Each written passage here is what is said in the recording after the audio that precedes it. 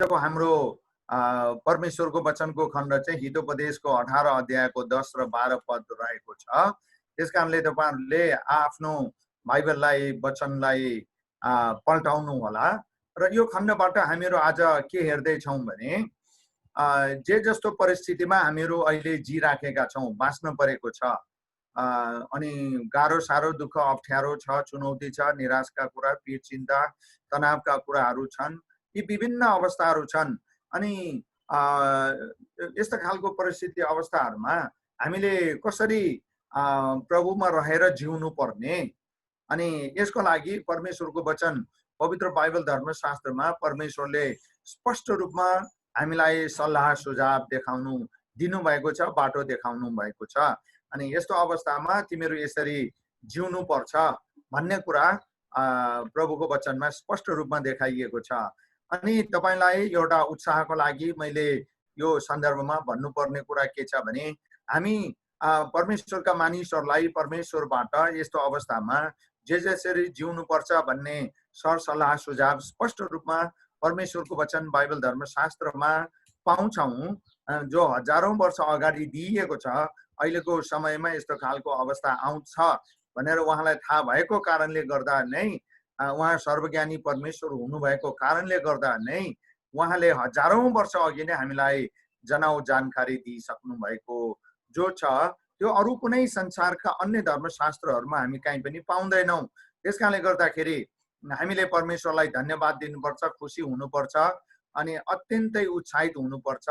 र त्यति मात्र नभइकन परमेश्वरले हामीहरू प्रत्येकका लागि उहाँले आफ्नो वचनमा दिनुभएको मार्ग निर्देशन सल्लाह सुझावलाई हामीले जस्ताको तस्तै पालन गरेर अगाडि बढ्नुपर्छ।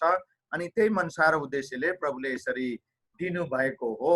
त्यसकारणले अब हामी यो हितोपदेशको 18 अध्यायको 10 र 12 पदलाई पढेर हामी बिस्तारै बिस्तारै पहिला हामी 10 पदलाई पढ्ने छौं अनि त्यसपछि 12 पदलाई पनि पढेर अगाडि बढ्ने छौं। राम्रोसँग हजुरहरूले आफ्नो स्क्रिनमा ध्यान दिएर हेर्नु होला। बाइबल पनि स्क्रिन जसको हेर्न मिल्दैन तपाईले बाइबल पल्टाएर हेर्नु होला।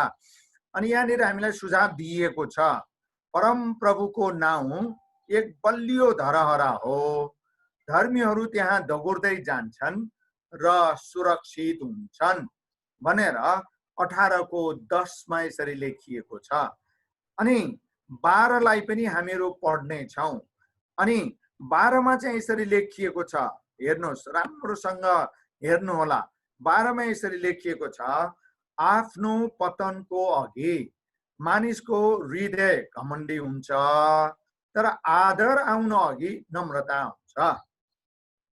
अनि हामीले प्राथमिक रूपमा अघिल्लो पदलाई बढी जोड दिएर हेर्ने छौं र यो दोस्रो 12 पदको कुरालाई चाहिँ हामी अन्तमा गएर अत्यन्तै महत्त्वका साथ त्यसलाई जोडेर हेर्ने छौं।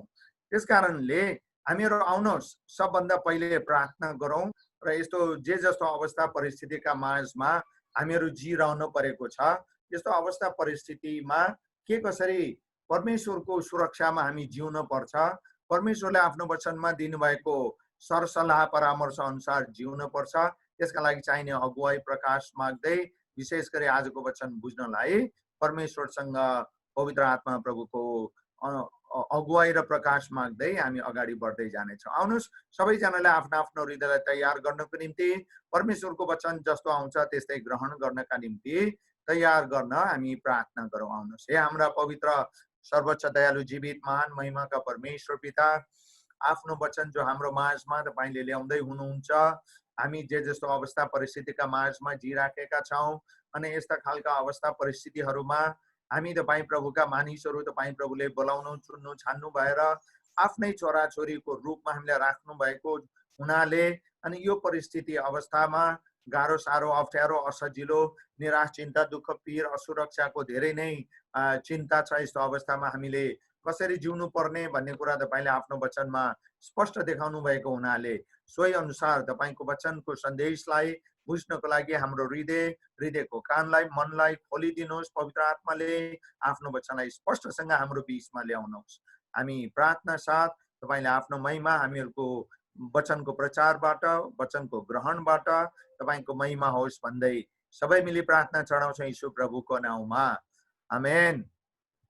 ल आउनुहोस् हामी अगाडि बढ्दै जानेछौँ।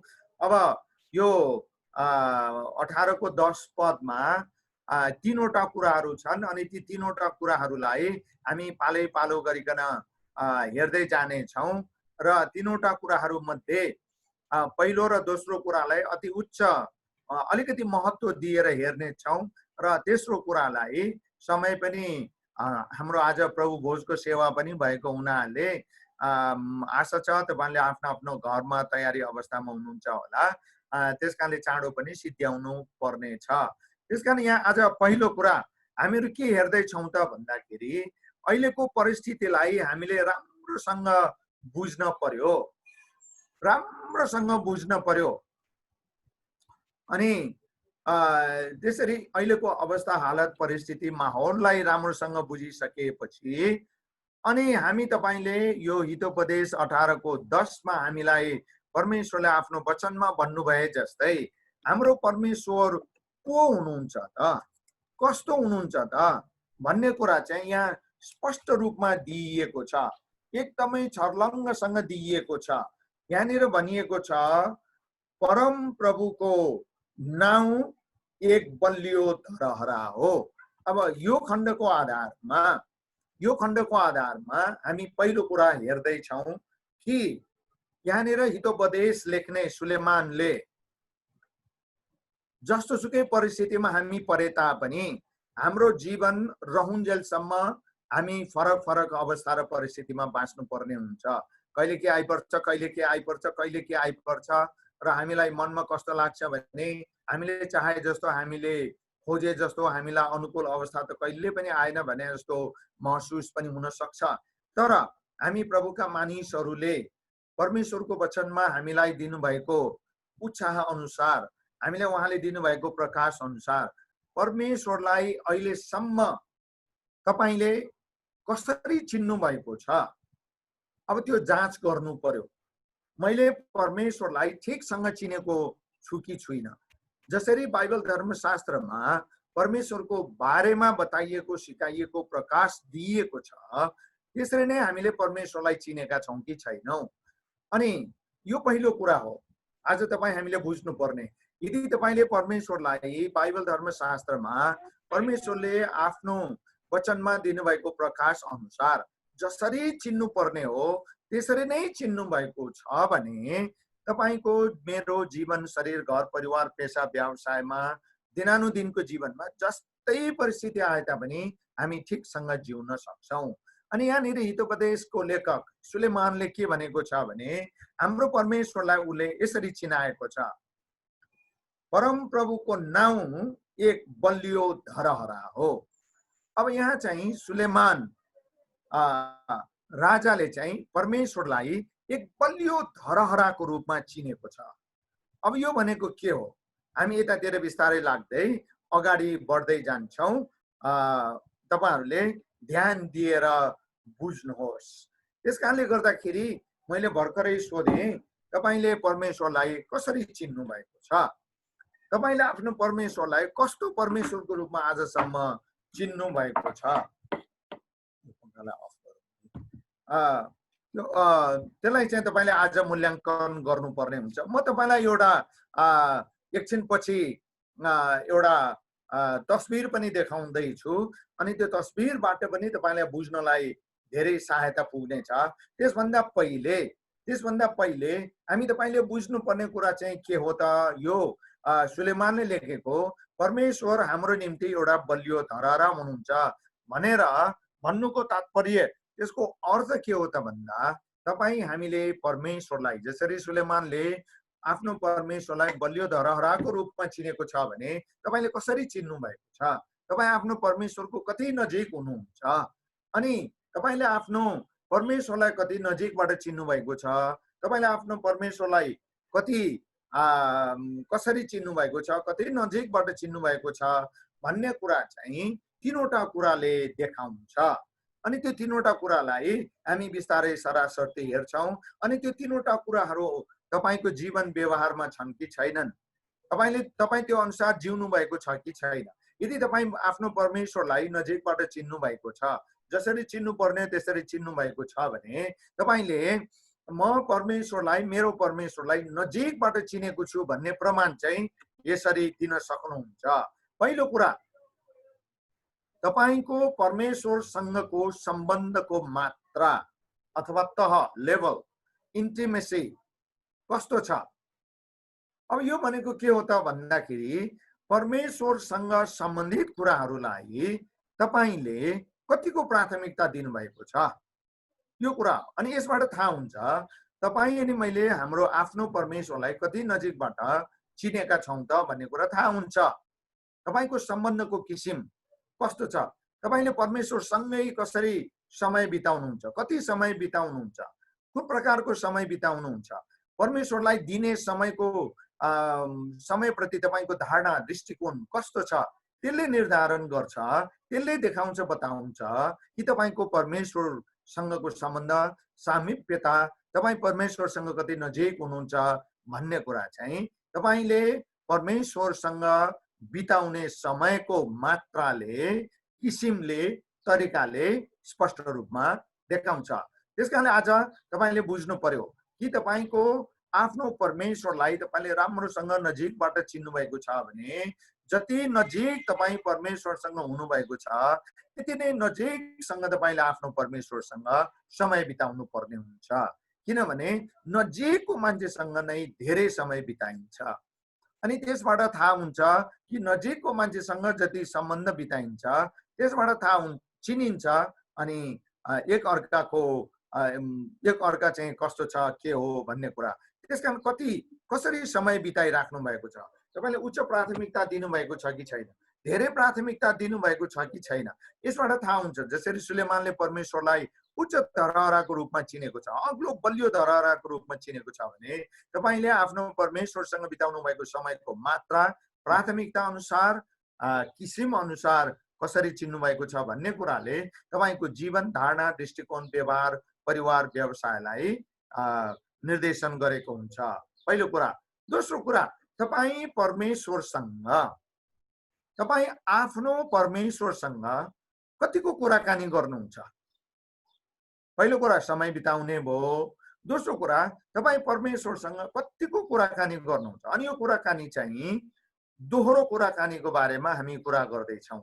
तपाईले परमेश्वरलाई यस्तो अवस्थामा, यस्तो गाह्रो साह्रो अप्ठ्यारो दुःखमय अवस्थामा र एकदमै कष्टप्रद अवस्थामा तपाईले परमेश्वरसँग कुराकानी गर्ने बानी तपाईले बसाल्नु भएको छैन र परमेश्वरको कुरा सुन्ने र परमेश्वरलाई तपाईले आफ्नो कुरा सुनाउने, बताउने, बुझाउने, प्रार्थना गर्ने, उपवास बस्ने आदि कुराहरू तपाईको जीवनमा त्यस्तो बानी, व्यवहार छैन।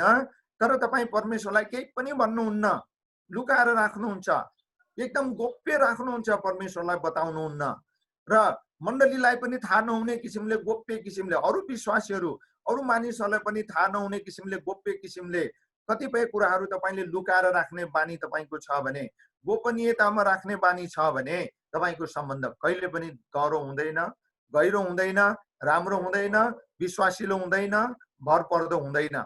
आज तपाईँ अनि मैले यो कुरालाई बुझ्न पर्छ।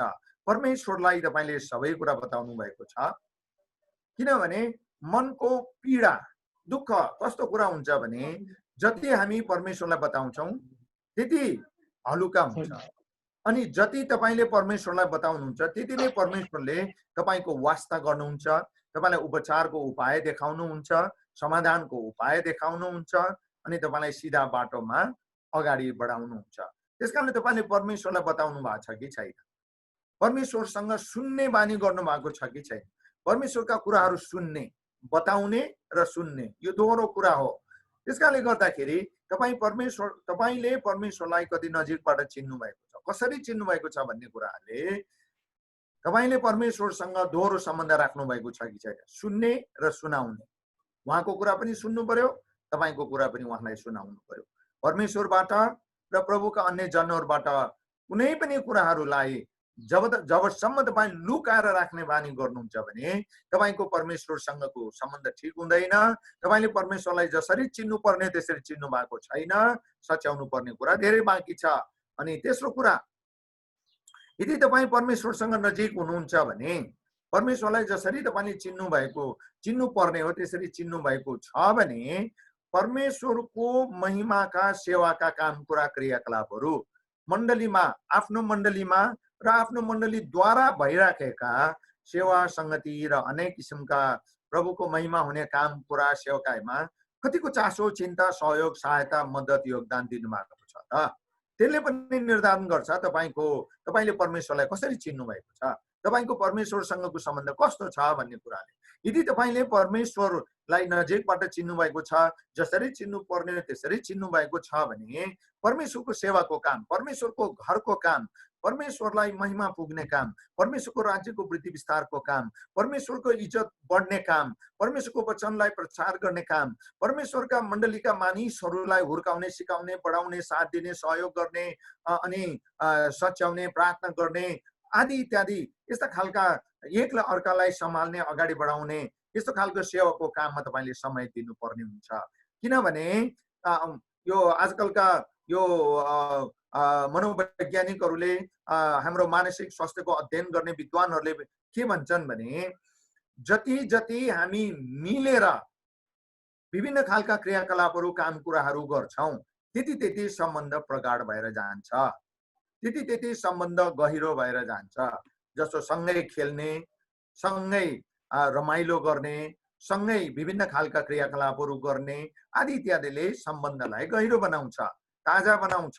त्यसकारण तपाईले पनि आफ्नो परमेश्वरलाई जसरी चिन्नु भएको छ, जति चिन्नु भएको छ, जुन प्रकारले चिन्नु भएको छ त्यही प्रकारले परमेश्वरका लागि परमेश्वरसँग मण्डलीद्वारा, आफ्नो मण्डलीमा र आफ्नो मण्डलीद्वारा भइराखेको सेवाका कामहरू, क्रियाकलापहरू, संगतिहरूलाई तपाईले उच्च प्राथमिकता दिनु पर्यो, महत्त्व दिनु पर्यो। अनि तपाईको जीवनबाट प्रश्न थाहा हुन्छ कि तपाईले परमेश्वरलाई नजिकबाट चिन्नु भएको छ, तपाईले परमेश्वरलाई जसरी चिन्नु पर्ने त्यसरी चिन्नु भएको छ भन्ने कुरा, यी तीन कुराले प्रश्नसँग देखाउँछ। जसरी सुलेमानले परमेश्वरलाई बलियो र उच्च धरहराको रूपमा चिनेको छ, त्यसको अर्थ के हो हामी अब एकछिनपछि हेर्दैछौँ।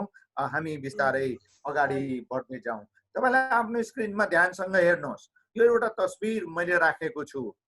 अनि यो तस्बिर चाहिँ के हो भन्नुहुन्छ भने यसलाई चाहिँ दाउदको धरहरा भनिएको छ। अनि यहाँ सुलेमानले 10 पदमा के भनेको छ भने परम प्रभुको नाउँ एक बलियो धरहरा हो। अब यहाँनिर यो चाहिँ दाउदले नै बनाएको धरहरा नभइकन दाउदले बनाएको जस्तै गरिकन त्यही नमुना, रेप्लिका भन्छ, त्यही अनुसारले बनाएको हो। तपाईले यहाँ चित्रमा राम्रोसँग यो फोटोमा हेर्नुभयो भने यहाँ पर्खालको दुई तह छ। पहिलो तलको पर्खाल 3-4 फिट मात्रै अग्लो छ। अनि यो पर्खाल चाहिँ अझ उच्चामा बनाइएको छ, जग धेरै गहिरो छ, जग धेरै यो पर्खाललाई यो पहिलो वरिपरिको पर्खाललाई सहायता गर्ने, थाम्ने जग धेरै बलियोसँग बनाइएको छ। अनि यो पर्खालको चौडा पनि धेरै छ, कमसेकम 2.5 देखि 3 फिटको चौडाइ छ। अनि त्यसै गरी त्यसपछि भित्री पर्खाल अलि अग्लो छ। तपाईले हेर्नुभयो भने भित्री पर्खाल 15-20 फिट अग्लो देख्नुहुन्छ। अनि मानिसहरू चढ्न सक्दैनन् हो। अनि त्यो भित्री पर्खालको माथि चाहिँ धरहरा जस्तो टावर बनाइएको छ हो। अब अनि यहाँनिर सुलेमानले के भन्दैछ भने हाम्रो परमेश्वर, सुलेमानले भने अनुसार यो हाम्रो परमेश्वर चाहिँ बलियो धरहरा हो अरे। कुरा बुझ्नु। अब यसको अर्थ के हो त भन्दा अब पुरानो नियमको शिक्षालाई तपाईले अलिकति ध्यान दिएर सुन्नुपर्ने हुन्छ। यो सुलेमानले भन्न खोजेको कुराको मनसाय बुझ्नको लागि। किनभने त्यति बेला जब मान्छेहरू शत्रुले खेद्न आउँथे, मार्नको लागि जब शत्रुले आक्रमण गर्थे, उनीहरूले चाहिँ के गर्नु पर्थ्यो त भन्दाखेरि हरेक राज्यको वरिपरि यस्तै खालको पर्खाल हुन्थ्यो। अनि त्यो पर्खालको ढोका चाहिँ हमेशा खोलिँदैन थियो, बन्द रहन्थ्यो। र भित्रै सबै खालको काम कुरा जीवनयापनका कुराहरू भित्रै बन्दोबस्त हुन्थ्यो अक्सर गरिकन। अनि त्यसभित्र चाहिँ शत्रुहरू आउन सितिमिति पाउँदैन। अनि त्यो पर्खालको पहिलो पर्खालको ढोकाभित्रको कुरा मात्रै होइन यहाँनिर सुलेमानले गरेको, दोस्रो अग्लो पर्खालको भित्र ऊ जान्छ। अनि त्योभन्दा पनि त्यो पर्खालको बीचमा बनाइएको धरहरा जस्तो जो टावर छ, अनि त्यहाँ गइसकेपछि शत्रुले कहिले पनि छुन सक्दैन, उसलाई भेट्न सक्दैन, उसलाई आक्रमण गर्न सक्दैन, उसलाई मार्न सक्दैन, उसलाई केही पनि हानि नोक्सानी क्षति गर्न सक्दैन। त्यसकारणले सुलेमानले आफ्नो परमेश्वरलाई यसरी बलियो धरहरासँग तुलना गरेको छ। अनि जुन धरहरा भित्र छिरेपछि उसलाई कसैले कुनै पनि कुराले कुनै पनि तरिकाले आक्रमण गरेर हानि क्षति नोक्सानी पुर्याउन सक्दैन। हो, अब कुरा के छ त भन्नुहुन्छ भने तपाईले पनि आफ्नो परमेश्वरलाई यसरी चिन्नु भएको छ कि छैन? यदि तपाईले परमेश्वरलाई सुलेमानले जस्तै गरिकन मेरो परमेश्वर यस्तो बलियो धरहरा हुनुहुन्छ र मलाई जब जब दुःख पीर मर्का आउँछ, समस्या आउँछ, गाह्रो कुराहरू ठुल्ठुला समस्या आपद विपद सङ्कट अनिष्ट सामना गर्नुपर्ने हुन्छ, तब म कहाँ जान्छु त, के गर्छु त भन्दा मैले मेरो परमेश्वरलाई राम्ररी चिनेको छु। जब जब मलाई अप्ठ्यारो गाह्रो साह्रो पीड चिन्ता निराश रोग व्यथा बिमार आउँछ, म परमेश्वर कहाँ जान्छु। यो तेस्रो बुँदा हेर्दाखेरि यसको बारेमा अलि थप कुरा म तपाईलाई बताउँदैछु। अब हामी बिस्तारै अगाडि बढ्दै जाउँ। अनि बिस्तारै अगाडि बढ्दै जाने क्रममा हामी अब दोस्रो कुरातर्फ बिस्तारै लाग्नेछौँ र त्यसभन्दा पहिले यहाँनिर यो समुएलको 22 अध्याय, दोस्रो समुएलको 22 अध्यायमा अब दाउदले के भन्छ त, सुलेमानको बुवा दाउदले चाहिँ के भन्छ त हेर्नुहोस् त। यो दोस्रो समुएलको 22 अध्यायको 1 देखि 7 सम्म तपाईले राम्रोसँग हेर्नुभयो भने सुलेमानले आफ्नो परमेश्वरलाई बलियो अग्लो धरहराको रूपमा चिनेको रहेछ आफ्नो सुरक्षाको लागि भने दाउदले चाहिँ कसरी चिनेर छ त हेर्नुहोस्। यसरी लेखेको छ यहाँ, परमप्रभु मेरो चट्टान, मेरो किल्ला, मेरा उद्धारक हुनुहुन्छ, मेरो परमेश्वर मेरो चट्टान हुनुहुन्छ जसमा म शरण लिन्छु। देख्नुभयो, शरण दुःख गाह्रो साह्रो पीर अप्ठ्यारो अनि रोग व्यथा बिमार हुँदा निराश हुँदा तनाव हुँदाखेरि तपाईँ झोक्रेर बस्ने होइन, पीड चिन्ता लिएर बस्ने होइन, तनाव मनमा खेलाएर बस्ने होइन, परमेश्वर कहाँ जान पर्यो। यहाँनिर सुलेमानले यो 10 पदको अन्तमा के भन्छ, दगुर्दै भन्छ। त्यसको बारेमा हामी एकछिनपछि हेर्छौँ। अनि यहाँनिर म शरण लिन जान्छु भन्छ दाउदले। उहाँ किन शरण लिन जान्छु त, परमेश्वर कहाँ। जब शत्रुहरूले खेच्छ, जब तपाईँले पीरले खेच्छ, निराशले खेच्छ, हानिले खेच्छ, नोक्सानले खेच्छ, अनि परिवारमा अशान्तिले दुःख दिन्छ सताउँछ भने परमेश्वर कहाँ जानु पर्यो। किनभने यहाँनिर यसरी लेखिएको छ, उहाँ मेरो ढाल हुनुहुन्छ, शक्तिशाली उद्धारक, मेरो गढ, मेरो शरण स्थान र मेरा उद्धारकर्ता हुनुहुन्छ। तपाईँ मलाई हिंसात्मक मान्छेबाट बचाउनुहुन्छ। म परमप्रभुलाई पुकारछु जो प्रशंसाको योग्य हुनुहुन्छ। अनि अब यहाँनिर दुईटा कुरा छ, यो अनि भन्दा माथि तपाईले अनिलाई राम्रोसँग हेर्नुहोस्। अनि भन्दा माथि दुईटा कुरा छ।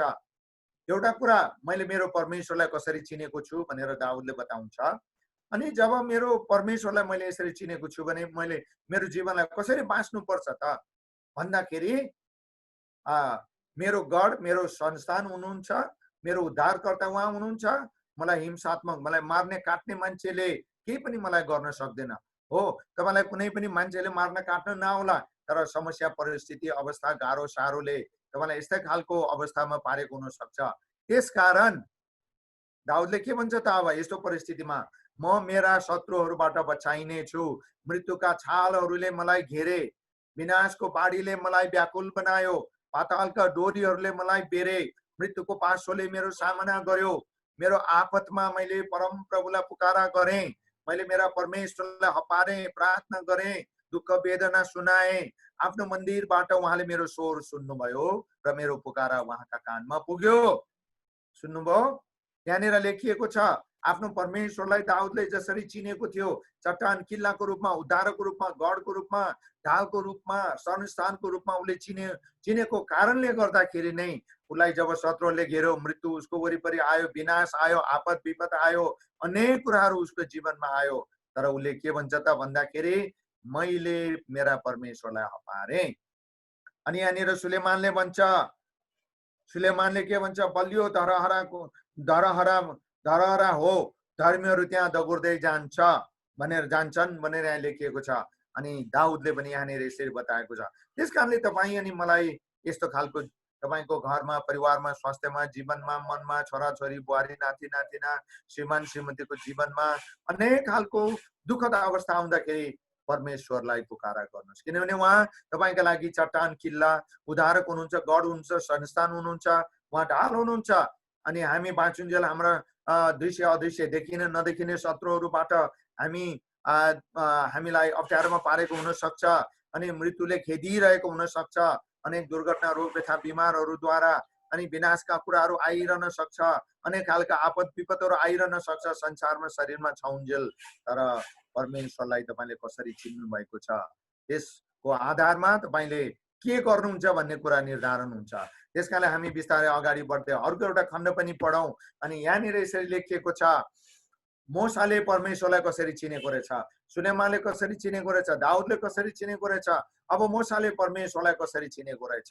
प्रस्थान 3 अध्यायको 13-14 पदमा यसरी लेखिएको छ, तपाईले सुलेमानले, दाउदले, मोसाले जस्तै गरिकन आफ्नो परमेश्वरलाई त्यसरी नै चिन्न पर्यो भन्ने चाहिँ आज परमेश्वरबाटको तपाईको लागि यो सुझाव सल्लाह हो। मोसाले परमेश्वरलाई भने, हेर्नुहोस्, जब म इस्राएलीहरू कहाँ गएर तिनीहरूलाई भन्ने छु, तिमीहरूका पिता पुर्खाका परमेश्वरले मलाई तिमीहरू कहाँ पठाउनु भएको हो, तब तिनीहरूले उहाँको नाउँ के हो त भनेर सोधे भने मैले तिनीहरूलाई के भन्ने? तब परम प्रभुले मोसालाई भन्नुभयो, म हुँ जो म हुँ। फेरि उहाँले भन्नुभयो दोहोऱ्याएर, इस्राएलीहरूलाई तैँले यसो भन्नु, म हुँ भन्नेले तिमीहरू कहाँ मलाई पठाउनु भएको हो। अब अचम्मको कुरा यहाँ के छ भने परमेश्वरले मोसालाई कसरी चिनेको रहेछ त, चिन्यो त भन्दाखेरि आमने सामने दोहोरो कुराकानी हुँदाखेरि जब ऊ आफ्नो ससुराको भेडा चराउँदै थियो होरेबको डाँडामा, पहाडमा, अनि त्यहाँनिर एउटा पोथ्रा बलिरहेको देख्छ अनि उसलाई आश्चर्य लाग्छ, किनभने आगो बलिरहेको छ तर त्यो पोथ्रा चाहिँ बलेको छैन, जस्ताको तस्तै छ। देख्नुभयो? त्यहाँ तपाईले आफ्नो वचनमा यो बाइबलमा पल्टाएर तपाईले हेर्नुहोस् 3 अध्याय पुरै आगो दन्दन बलिरहेको छ तर त्यो पोथ्रा जस्ताको तस्तै छ, सकिएको छैन, पोथ्रा बलेको छैन। अनि ऊ नजिक गएर हेर्छ अनि त्यसपछि परमेश्वर बोल्नुहुन्छ त्यो पोथ्राबाट, त्यो आगोबाट, त मिश्र देशमा जा र तैँले सारा इस्राएलीहरूलाई छुटाएर ले भन्दाखेरि अचम्म मान्छ। जाबो म भेडा गोठालो, त्यही पनि अर्काको भए नि एउटा कुरा, आफ्नै ससुरको गोठालो भएर बसिराखेका छु, म कसरी त्यत्रो ठुलो नेता हुन सक्छु र त्यत्रा ठुला मान्छेहरूको स्वतन्त्रताको संग्रामलाई कसरी म नेतृत्व गर्न सक्छु र उसको मनमा त्यस्तो आयो। अनि स्वाभाविकै पनि थियो। अनि हामी तपाईहरूको मनमा पनि हामीले सोचे, जाने बुझे, चाहे भन्दा ठुलो खालको आपद विपद सङ्कट आउँदाखेरि हामीलाई पनि त्यस्तै हुन्छ। अनि परमेश्वरले भन्नुभयो, अरू कुरा होइन, तिमीहरूका पिता पुर्खाका परमेश्वरले मलाई तिमीहरू कहाँ पठाउनु भएको हो भन्नु। अनि यो यहाँनिर परमेश्वरले मोसालाई तिमीहरूका पिता पुर्खाहरूका परमेश्वर भने किन भन्नुभएको त भन्दा, किनभने सारा इस्राएलीहरू अब्राहम, इसाक अनि इस्राएल के अरे याकुबका सन्तानहरू थिए र उनीहरूसँग परमेश्वरले गर्नुभएको प्रतिज्ञालाई एक रौँ या रत्ती भर पनि अपुरो राख्नु भएको थिएन। अथवा यो भन्नुको अर्थ, तेरा पिता पुर्खाहरूको परमेश्वर भन्नुको अर्थ के हो भने, तेरा पिता पुर्खाहरूसँग मैले जसरी प्रतिज्ञा गरेको थिएँ, जे जति यी सबै मैले पुरा गरेँ, अनि त्यही परमेश्वरले मलाई तिमीहरू कहाँ पठाउनु भएको हो भन्दा उनीहरूले विश्वास गर्लान्, पत्याउलान् भन्ने चाहिँ आशयका साथ यो भनिएको हुँ। अनि मोसाले अर्को प्रश्न गर्छ परमेश्वरसँग, त्यो बलिरहेको पोथ्रातिर फर्केर, अनि तँलाई कसले पठायो, तँलाई पठाउनेको नाउँ के हो त भनेर सोध्यो भने मैले के भन्नु भन्दा, म हुँ जो म हुँ भन्नेले पठायो भन्नु। अनि अचम्म छक्क पर्ने जवाफ मोसालाई परमेश्वरले दिनुहुन्छ। के हो यो म हुँ जो म हुँ भन्ने, कस्तो खालको व्यक्तिको परिचय हो यो? अनि अचम्म लाग्छ उसलाई। अनि यसको अर्थ चाहिँ यो हो, सबै कुराका सृष्टिकर्ता भनेको, कुनै पनि कुराको सुरु हुनुभन्दा अघिदेखि हुनुहुने भनेको, जसको सुरु पनि छैन, अन्त्य पनि छैन, जसको सृष्टि पनि छैन र अन्त्य पनि छैन। अनि त्यही हो। अनि उहाँ चाहिँ यहोवा हुनुहुन्छ भन्ने कुरा हो यो। त्यसकारणले अनि यस्तो खालको परमेश्वरको रूपमा मूसाले चिनेको थियो भने तपाईँले कसरी चिन्नु भएको छ? अब तपाईँलाई छोटकरी रूपमा बाइबलमा नयाँ नियममा विशेष गरिकन यूहन्नाको सुसमाचारमा प्रभु यीशु ख्रीष्टले ठ्याक्कै नै यही यहाँनिर पोथ्राबाट मूसालाई म हुँ जो म हुँ भन्नुभएको थियो। त्यसरी नै प्रभु यीशु ख्रीष्टले पनि म हुँ भन्ने कुरा यूहन्नाको सुसमाचारमा 7 पटकसम्म भन्नुभएको छ, ताकि तपाईँ अनि हामीले उहाँलाई यो इस्राएलीलाई मिस्र देशबाट छुटकारा दिएर ल्याउनु हुने परमेश्वरलाई तपाईँ अनि हामीले जसरी चिन्नु पर्ने हो, त्यसरी नै चिन्नको लागि यो यूहन्नाको सुसमाचारमा यसरी बताइएको छ। 7 पटकसम्म प्रभु येशूले पनि म हुँ जो म हुँ भनेर मूसालाई पोथ्राबाट भन्नुभयो। जस्तै गरिकन अनि पुरानो नियमको म हुँ जो म हुँ भन्ने परमेश्वर र नयाँ नियमको ख्रीष्ट येशू प्रभु चाहिँ उही हुनुहुन्छ, एउटै हुनुहुन्छ, कहिले पनि फेरबदल हुने परमेश्वर हुनुहुन्न। त्यसकारणले तपाईँ अनि मलाई अप्ठ्यारो गाह्रो साह्रो पीर मर्का चिन्ता अनिष्ट हुँदा अनि तपाईँले म हुँ जो म हुँ भन्ने परमेश्वर कहाँ दगुर्दै जाने बानी बसाल्नु पर्यो। यसरी तपाईँ नि मैले कसरी चिनेका छौँ, कुन प्रकारले चिनेका छौँ भन्ने कुरा हो। म सरसर्ती ती 7 वटा कुराहरू एक एक गरेर तपाईँको जानकारीको लागि चाँडो चाँडो राख्दैछु, किनभने दोस्रो र तेस्रो कुरा पनि छोटकरी रूपमा हामीले हेर्नु छ। प्रभु यीशु ख्रीष्टले यूहन्ना 6:35 मा भन्नुभयो म जीवनको रोटी हुँ। त्यसको अर्थ के हो? तपाईँ हामीलाई बाँच्न सहायता गर्ने, शक्ति बल तागत दिने को हो भन्दा प्रभु यीशु नै हुनुहुन्छ। अनि प्रभु यीशु कहाँ आउनेहरूले मात्रै यो अनुभव गर्न सक्छन्। दोस्रो म हुँ भनेर कहाँनिर भन्नुभयो त भन्दा 8:12 मा म संसारको ज्योति हुँ भन्नुभयो।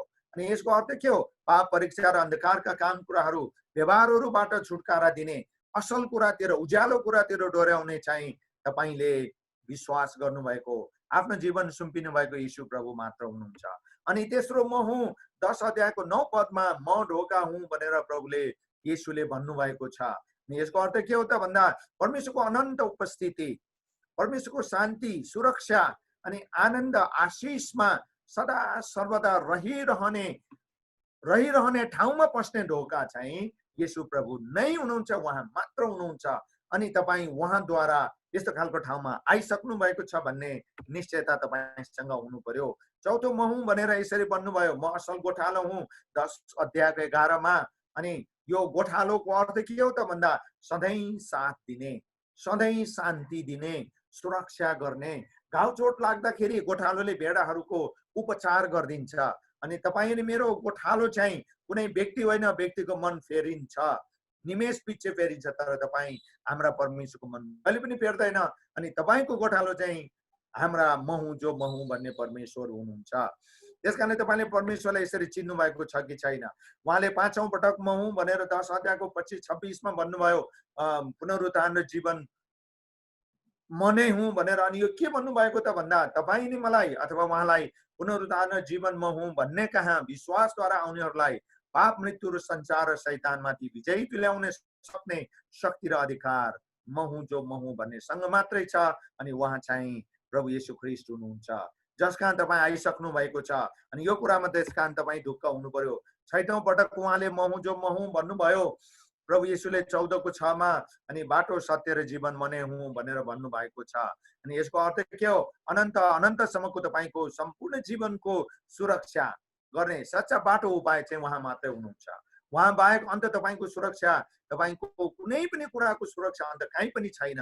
त्यसकारण यो कुरालाई तपाईँले यसरी बुझ्नु चिन्नु भएको छ कि छैन आफ्नो परमेश्वरलाई? अनि अन्तिम म हुँ जो म हुँ भनेर प्रभु येशू ख्रीष्टले आफ्नो शैलीमा 15:1 मा यसरी भन्नुभएको छ, म नै साँचो दाखको बोट हुँ।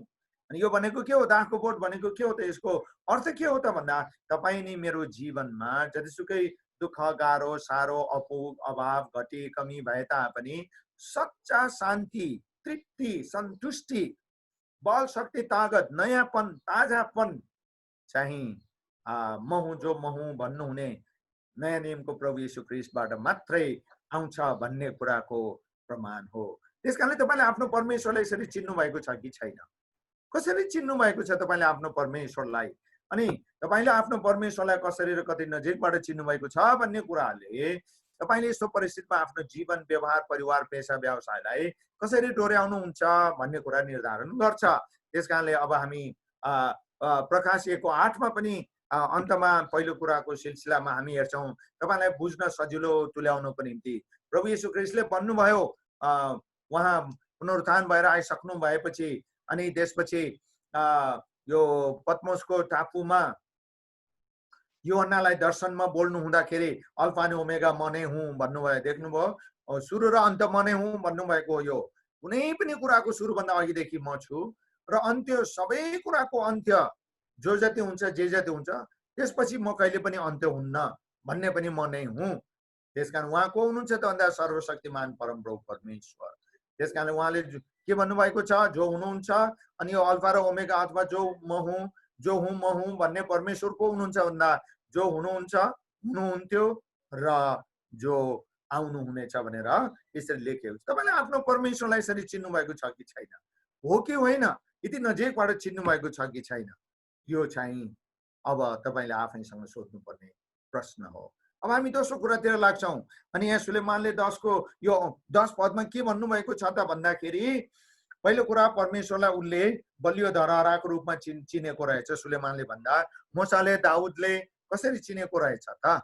मैले तपाईँलाई प्रस्तुत गरेर देखाइसकेँ भने अब तपाईँ हामीले कसरी चिन्नु पर्ने रहेछ त भन्ने कुरा पनि हामीले हेरिसक्यौँ भने अब दोस्रो कुरा चाहिँ अब यस्तो खालको परमेश्वर कहाँ चाहिँ जब दुःख पीर मर्का समस्या गाह्रो साह्रो अप्ठ्यारो आउँछ हामी तपाईँ उहाँ कहाँ नै जान पर्छ। अन्त जानुहुन्न, हुँदै हुन्न, धोका हुन्छ, असुरक्षा हुन्छ, हामीहरूको जीवनमा नाश नोक्सान क्षति निराश चिन्ता झन् बढेर जान्छ। अन्त जाँदाखेरि उहाँ कहीँ जानुपर्छ।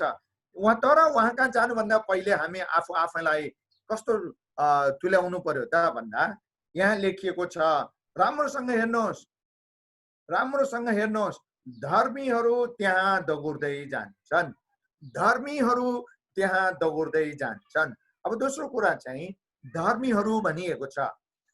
पहिलो कुरा हामीले परमेश्वरलाई कसरी कति नजिकबाट चिनेका छौँ। पहिलो कुरा, जब तपाईँ मेरो जीवनमा गाह्रो साह्रो अप्ठ्यारो पीर चिन्ता हानि नोक्सान क्षति आउँछ त्यति बेला हामी परमेश्वर कहाँ नै जानुपर्छ। तर परमेश्वर कहाँ जानुभन्दा पहिले हामी परमेश्वरको नजरमा धर्मी छौँ कि छैनौँ यो कुरालाई हामीले बुझ्नु पर्यो। अब यो धर्मी भनेको के हो त त्यसको बारेमा छोटो कुराकानी गरेर हामी तेस्रो तथा अन्तिम कुरा गर्नेछौँ अनि त्यसपछि हामी सक्नेछौँ। अब यो बाइबलमा धर्मी भनेको के हो त? धेरै व्यक्तिले धेरै तरिकाले बुझेका हुन्छन्। तर तपाईँ मैले यो परमेश्वरको वचन पवित्र बाइबल धर्मशास्त्रमा धर्मी भनेर कसलाई भनेको हो त? त्यो कुरा चाहिँ हामी हेर्छौँ। हेर्नुहोस्, राम्रोसँग आफ्नो स्क्रिनमा ध्यान दिएर हेर्नुहोस्। परमेश्वरको नजरमा दोषी नठहरिने काम बोली व्यवहार व्यवसाय। अब तपाईले राम्रोसँग ध्यान दिएर आज यो खण्डलाई बुझ्नुपर्छ। परमेश्वरको नजरमा दोषी नठहरिने काम बोली व्यवहार व्यवसाय चाल चलन आचरण र उहाँको वचनको शिक्षासँग नमिल्ने यस्ता खालका कुनै पनि व्यवहारबाट पूर्ण रूपमा आफूलाई स्वतन्त्र राख्ने, अलग्ग राख्ने जीवन जिउने र कहिले नगर्ने र नगराउने। अब सुन्नु, ध्यान दिएर बुझ्न, छोटका रूपमा भनेर हामी दोस्रो कुरातिर लाग्छौँ। दोस्रो बुँदाको दोस्रो कुरातिर अब यहाँनिर के छ त भन्दा हामी विश्वासीहरू परमेश्वरको नजरमा हामी प्रभुका मानिसहरू, तपाईँ परमेश्वरले चुन्नु छान्नु बोलाउनु भएका मानिसहरू। धर्मी ठहरिनु भनेको धर्मात्मा हुनु भनेको होइन, धर्म कर्मको काम गर्नु भनेको होइन। अनि यो धर्मी अथवा राइचियसनेस भन्छ बाइबलमा। धर्मी भनेको बाहिरी देखाउने कुराहरू होइनन्, भित्री कुरा हो। ध्यान दिनुहोस्, भित्री कुरा हो। अनि यहाँनिर यसरी तपाईको भित्री जीवन परमेश्वरले हेर्नु हुँदाखेरि दोषी ठहर्याउनु पर्ने, कारबाही गर्नुपर्ने, सजाय दिनुपर्ने कुनै पनि खालको भित्री व्यवहार बानी आचरण बोली अनि त्यस्तो खालको चाल चलन चरित्र छैन भने, अनि परमेश्वरको वचनको शिक्षासँग नमिल्ने कुनै पनि काम कुरा पेशा व्यापार व्यवसाय बोली चालीमा लाग्नु भएको छैन भने र आफैलाई परमेश्वरको नजरमा सुरक्षित राख्नु भएको छ र अरूलाई पनि यसरी गलत काम कुराहरूबाट तपाईले जोगाउनु भएको छ भने परमेश्वरको नजरमा तपाईँ धर्मी हुनुहुन्छ। अनि यहाँ धर्मीहरू दगुर्दै जान्छन्, अरू होइन। अरू दगुर्दै जालान् तर परमेश्वरले सुन्नुहुन्न, किनभने परमेश्वरले हेर्नु हुँदाखेरि उनीहरूको जीवनमा सजाय दिनुपर्ने, कारबाही गर्नुपर्ने कुराहरू देख्नुहुन्छ। भित्र हृदयमा, मनमा, आचरणमा, व्यवहारमा। अनि किनभने भित्री हृदय, मन, व्यवहार जस्तो हुन्छ उसको परिवार त्यस्तै हुन्छ, उसको चालचलन त्यस्तै हुन्छ, उसले त्यस्तै खालको व्यवसाय गर्छ। पसल छ, व्यापार छ भने उसले त्यस्तै खालको व्यापार व्यवसाय तरिकाले गर्छ। जो परमेश्वरको नजरमा धर्मी छैन, त्यसकारण जो परमेश्वरको नजरमा धर्मी छ भने परमेश्वरले कारबाही गर्नुपर्ने, सजाय दिनुपर्ने, न्याय गर्नुपर्ने, दोषी ठहराउनु पर्ने तरिकाले उसले आफ्नो जीवन जिउँदैन, बोली व्यवहार गर्दैन, आफ्नो व्यापार व्यवसाय जागिर गर्दैन, चालचलन आचरण पनि त्यही प्रकारले अगाडि बढाउँछ। अब दोस्रो कुरा, यो धर्मी बनेको के हो त? यहाँनिर सुलेमानले लेखे जस्तै गरिकन हामी तपाईँले बुझ्नुपर्ने कुरा, हामीले परमेश्वरलाई जुन प्रकारले चिनेका छौँ त्यो प्रकारले यदि तपाईँले नजिकबाट चिन्नु भएको छ भने तपाईँले यस प्रकारको परमेश्वरको वचनको शिक्षा अनुसारको धर्मी जीवन जिउनु पर्यो। अनि धर्मी के हो त भन्दा पहिलो कुरा मैले बताएँ। दोस्रो कुरा, हामी पापैमा जन्मेका हौँ, हाम्रो जन्म नै पापमा भएको हो। त्यसकारणले जन्मसिद्ध पापबाट हामी तपाईँ जोगिन पर्छ, चोखिन पर्छ, स्वतन्त्र हुनुपर्छ र उहाँको वचनको शिक्षा अनुसार हामी तपाईँ मुक्त भएर स्वतन्त्र भएर अगाडि बढ्न पर्छ। जन्मैदेखिको पापबाट पनि हामी सुरक्षित हुनुपर्छ, जोगिन पर्छ। त्यसकारण यो सिलसिलामा अब हामी भजन सङ्ग्रह 25 को 1 देखि 5 अनि 20 र 21 पद पढ्छौँ। यहाँ यसरी लेखिएको छ। अब हामी सरासर पढ्दै मात्र अगाडि बढ्छौँ। अनि परमेश्वरको वचन बाइबल धर्मशास्त्रमा धर्मी कसलाई भनिएको त भन्दा यहाँ यसरी लेखिएको छ, हे मेरा परमप्रभु, मेरो मन म तपाईँतिर उचाल्छु। मेरो मन, ध्यान दिनुहोस्, मान्छेहरूलाई देखाउनको निम्ति होइन, मेरो मन तपाईँतिर उचाल्छु। हे मेरा परमेश्वर, मैले तपाईँकै भरोसा गरेको छु, मलाई शर्ममा पर्न नदिनुहोस्, न त मेरा शत्रुहरू म माथि विजय हुन पाउन्।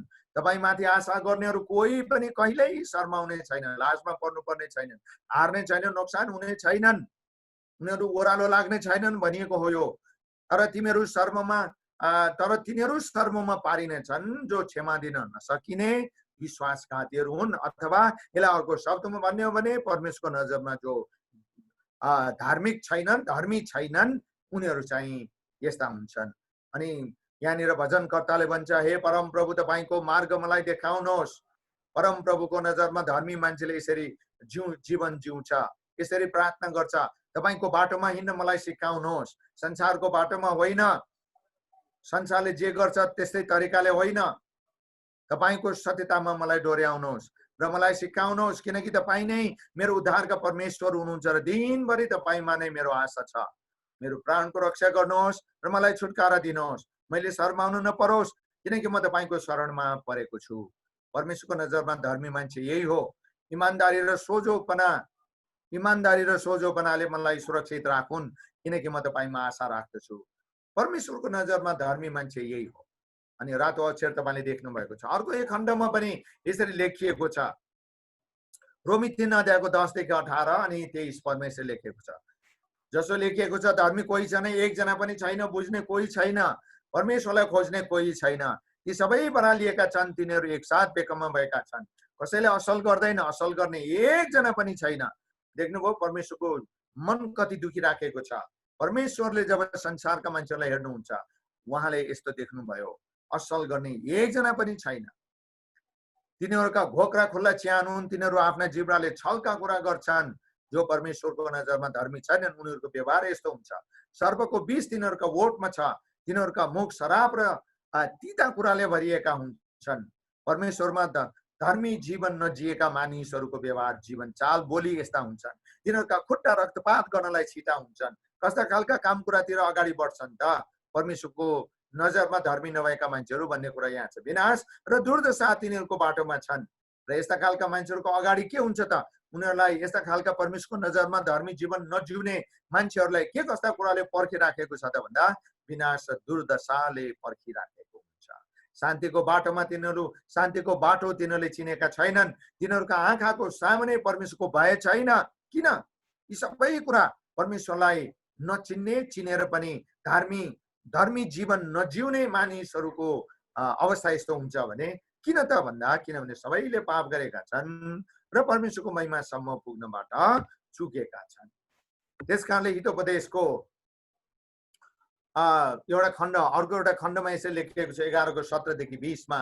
अनि यहाँ पनि लेखिएको छ परमेश्वरलाई नचिनेको अथवा चिनेर पनि परमेश्वरको नजरमा धार्मिक जीवन नजिउने मान्छे कस्तो हुन्छ त? तपाईलाई एउटा बुझ्नको लागि तस्बिर म प्रस्तुत गर्दैछु। हेर्नुहोस्, राम्रोसँग दयालु हुनाले मानिसको आफ्नै हित हुन्छ, तर निर्दयी मानिसले आफैमाथि सङ्कष्ट ल्याउँछ।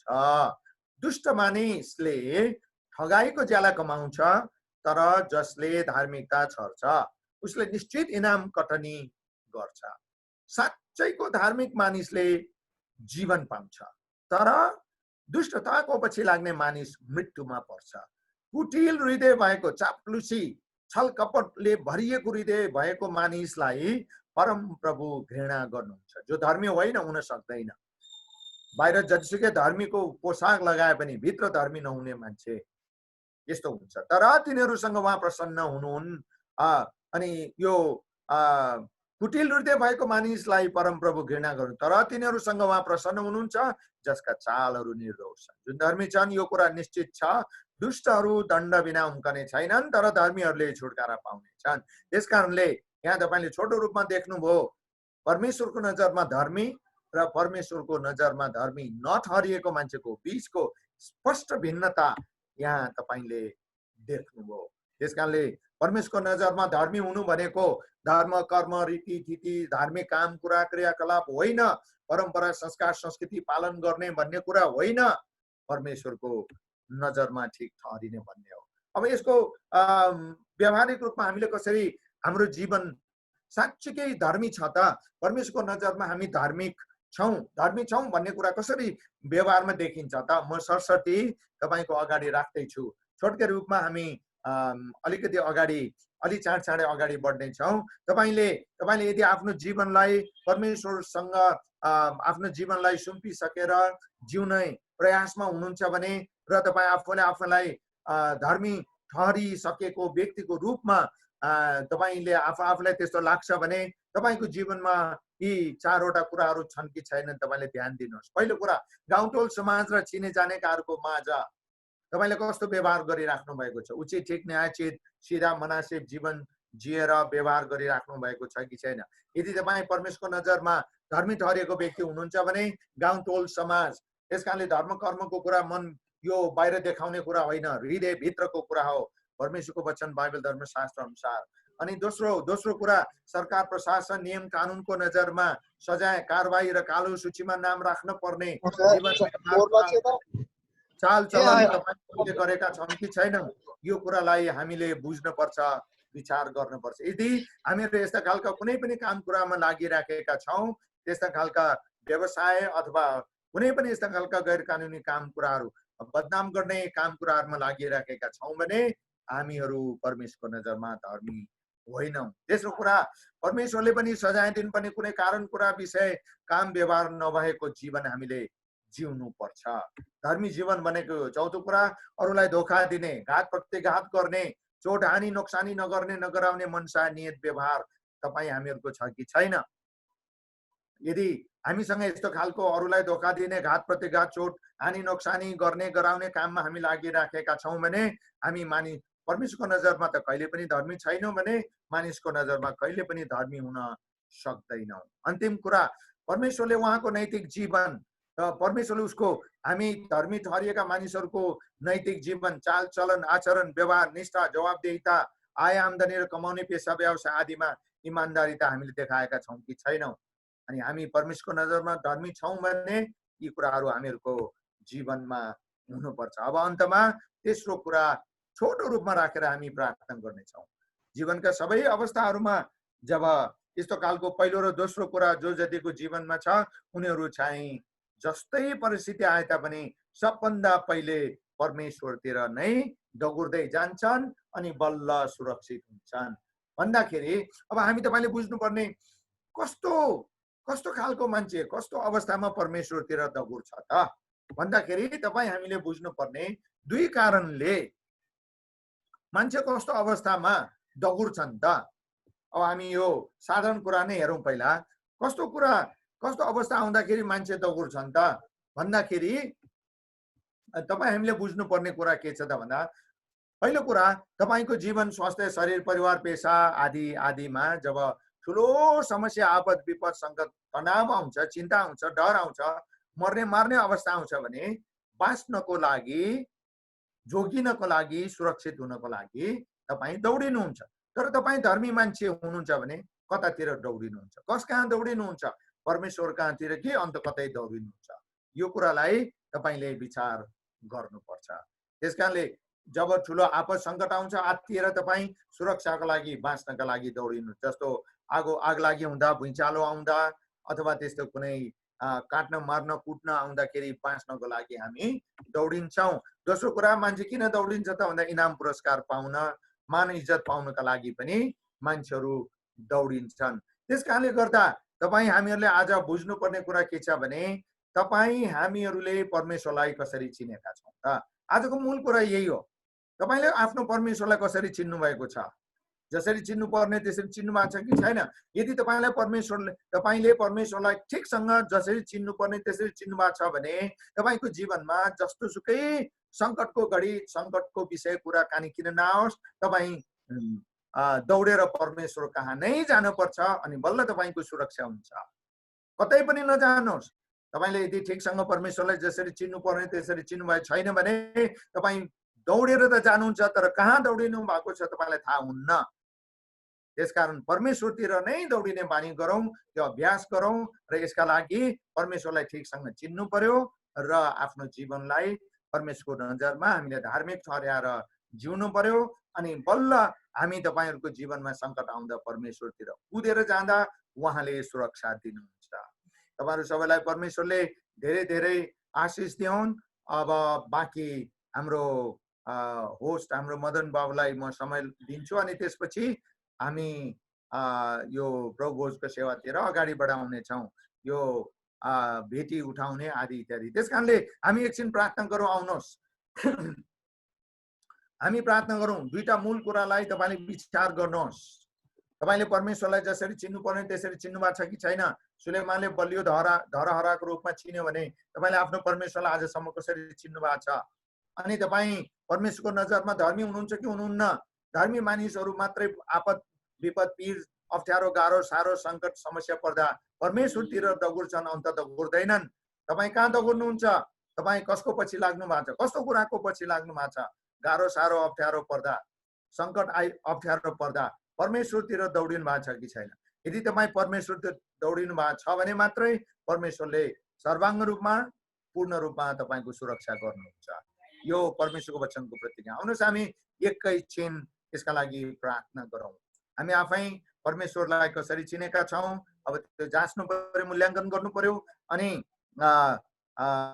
हामीले आफ्नो जीवनलाई परमेश्वरको नजरमा धर्मीको रूपमा जिएका छौँ कि छैन त्यो कुरालाई हामीले विचार गर्नु पर्यो आउनुहोस् प्रार्थना गरौँ या हाम्रा परमेश्वर पिता हामी तपाईलाई